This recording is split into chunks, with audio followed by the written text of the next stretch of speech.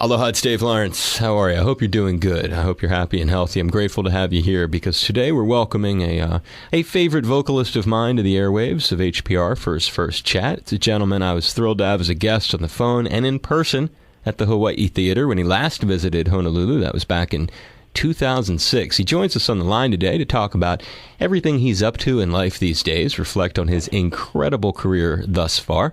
Known as one of rock's most distinctive vocalists, when he sings, you know it's him. When he speaks, you will know it's him. He's part of the writing team on some of rock's biggest hits, I'm sure that you know and love. I've Seen All Good People, Roundabout, Owner of a Lonely Heart, lots of others. His most recent releases have included the 21-minute opus Open, cool song in honor of the upcoming World Cup headed to Brazil. We'll hear about that. Of course, he had a tribute to the Olympics, and we'll look for his projects in the store from 2010 and 2011 with Rick Wakeman, The Living Tree, and The Living Tree in Concert Part 1. It is a great pleasure to reconnect with one of music's wonderful treasures, former Yes vocalist Jon Anderson. Aloha, my brother. How are you doing? I am very good. I'm giving you a hug, a high five, and thank you for doing this. Beautiful Hawaii. Yes. You remember your last trip here? Last year. We try to get there every year to Kauai. Okay, so you did like some vacationing. So your last time performing was 06. I was reminiscing. Yeah, no. The show we did was just a wonderful event for me, but to be able to come to Hawaii every other year for vacation is just heaven, as you all know there. And you go to Kauai, is that consistently where you go? Yeah, up in the North Shore. It's just paradise, and it's just beautiful, and it's relaxing, and crazy and wonderful. Todd Rundgren country, we call that. He lives up there. Yeah, it's true. And Billy Kreutzmann from the Grateful Dead. You're picking a good spot, Johnny boy. I don't think you could go wrong up there. Very, very lucky, believe it. Yeah, man. So congrats on Open. What inspired it? Tell us a little bit about the creative process, some of your favorite parts of putting something like that together. Well, first of all, I look back on my work with Yes and how I used to love creating long-form pieces of music with the guys, strictly for stage. These are pieces of music that really never got played on the radio, so we were lucky to have fans all over the world that just wanted to see the band perform. And we would perform 20-minute works, and it just take the journey, the musical journey was what it was all about. So early last year, I just started thinking I really should try one again, because maybe it's something part of my genes that I want to create this kind of music. So I did a sketch on guitar, and it worked out about 15, 16 minutes of music and song. Then I brought in a friend of mine who lives nearby. He's an orchestrator, and he did some beautiful orchestration. And before we knew it, we had 20 minutes, 22 minutes, but virtually a piece of music. And the way you put it together is sort of 4 or 5 songs interwoven together. So you take yourself on a journey. And there were times when I was working on the music, I'd listen to it and think, oh my gosh, this is just such a trip, hoping that somebody out there in the big world would like it. So I released it on my birthday, 25th of October last year, and thousands of people sort of bought it through the internet. And it's just a musical trip. It's a musical journey. And it was just a joy to do. There are a couple things that come to mind on that note, John. One is it's you reconnecting, like you said, with longer compositions, maybe album side in length, if you will, that fans knew you and loved you for a long time ago, but also something else that's kind of forward-thinking about it. I don't know if this was your intention, but we're in this new world where I was just listening to Stevie Nicks talk about how folks, they don't want to buy a whole record. They don't have time for 14 songs. And you smartly address that by just releasing the one. Well, yeah, there are so many different ways that you listen to music these days. Of course, you've got the radio, which I listen to quite a lot, and then the internet, which you can create your own sort of understanding of music, and you can have world music for a day, all kinds of dance music for a day, and there are many. Pandora, that's one of the leading situations that you have on the internet. You can go to there, and they'll just feed you the music that you love, and it's really kind of magical. And there's no real understanding of why music happens, but it certainly is part of our life. No question. On that note, sort of, race to the end, was it, I'm assuming, the Olympics coming to London that influenced that? Well, I wrote those lyrics 20 years ago with Vangelis when he wrote Chariots of Fire. Right. And I never sang it because I listened to the recording of him playing, and I just said, I don't think my voice is going to sit with all this beautiful music. And he said, well, okay. And then a friend of his, Demis Rousseau, he recorded it. And then a couple of other people recorded it. And then earlier this year, there was an opera singer recorded it, and then somebody else sang it. And my son, who lives near London, sort of emailed me and said, Dad, for God's sake, please sing this song. You wrote the lyrics, do it. So I did it. It took an afternoon, and I sang it, and I sent it on the internet, and people love it. That's slick. You're real smart like that, marketing yourself in these single drop sort of things, much like the Brazilian music sound. Yeah, I was in Brazil last October. I did a lovely tour. It's such a big country, and there are so many people in that country, and they're so happy. They have this, when they talk, they sort of sing, and they have this beautiful energy about life. Music is important, love is important, and politics, no, forget about that. Soccer is more important, So I just love it down there. I was just down there 2 months ago, and I thought, I want to write a song for the upcoming World Cup that's coming to Brazil, because it's 2014, the World Cup, and then 2018 is going to be the Olympic Games in Brazil. And it's been amazing to watch Brazil grow in the last 20 years into a wonderful country. Pretty crazy at times, but it's still a great country. And a reconnection in some ways with the soccer thing, because when you were really, really little, didn't you want to do soccer when you were really young? Oh, yeah. Me and Rod Stewart, all these rock and rollers just wanted to play for, England or Scotland. They just wanted to be soccer players. And a lot of soccer players wanted to be rock and roll stars or something. Yeah. When you look back at that, or is there anything that you can point your finger at when you say, because I rattle off the names of those tunes. Those are bona fide mega hits, and they're survivors. Is there anything you can point to that says to you why that all transpired like it did? Well, at that time, the record companies were they were in charge of everything. They were in charge of how, the records were being played, and they would invest a lot of money to make sure it got played, and that was the world of the big corporate record companies.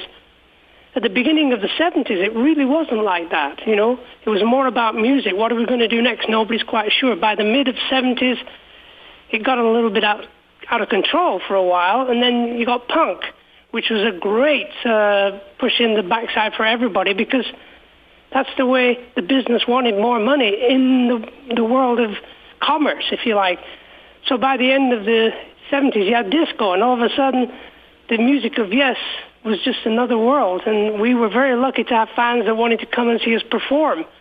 So when we did 90125, all of a sudden we brought together a great producer in Trevor Horn, and Trevor Rabin had already played Owner of a Lonely Heart, the chorus, to so many record companies, and they all said, oh, that's a hit, And it's the same chords as La Bamba, so it was like we gotta jazz it up and make it sound wild. And of course, Trevor Horn was doing a lot of sampling in those days, and he brought in some samples of James Brown, and all of a sudden we had this incredible album of sound effects and energy that really is a very inspiring thing to do.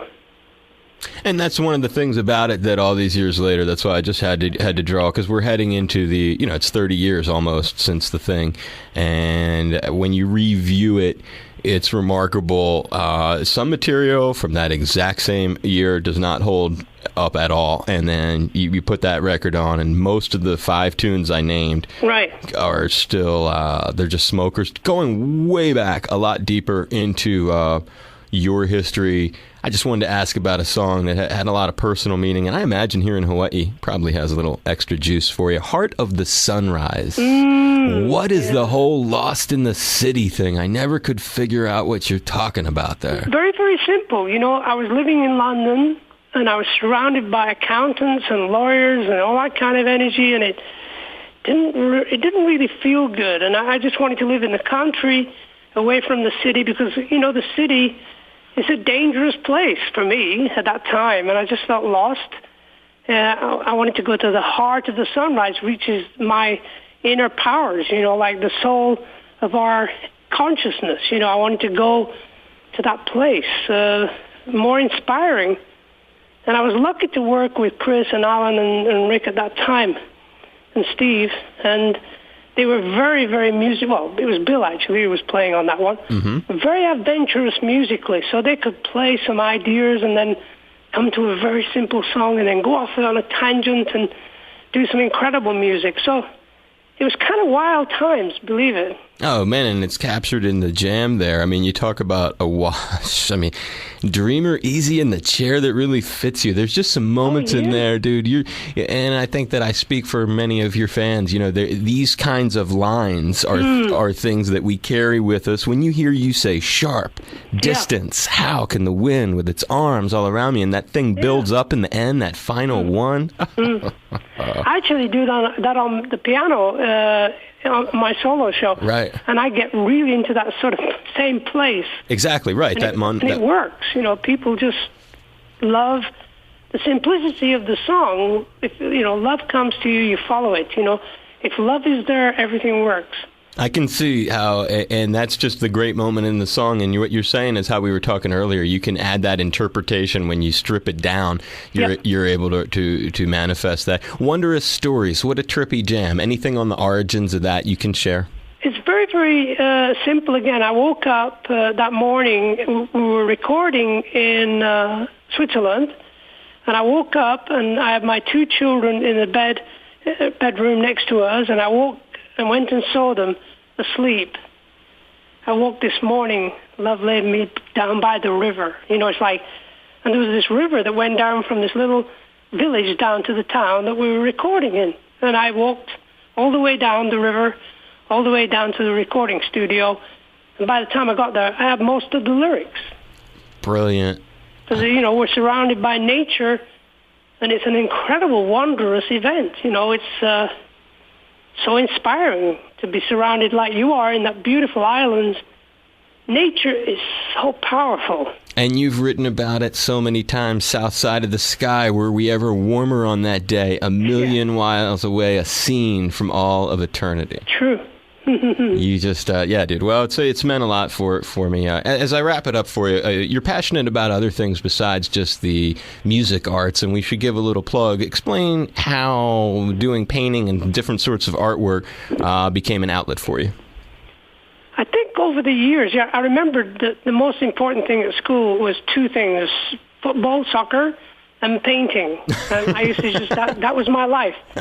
And halfway through a tour, I think it was probably in the mid-'80s, I started painting on tour. I had canvases and paints, because I didn't want to go to the bar after a show. I didn't want to go and go crazy. I just wanted to do something more relaxing.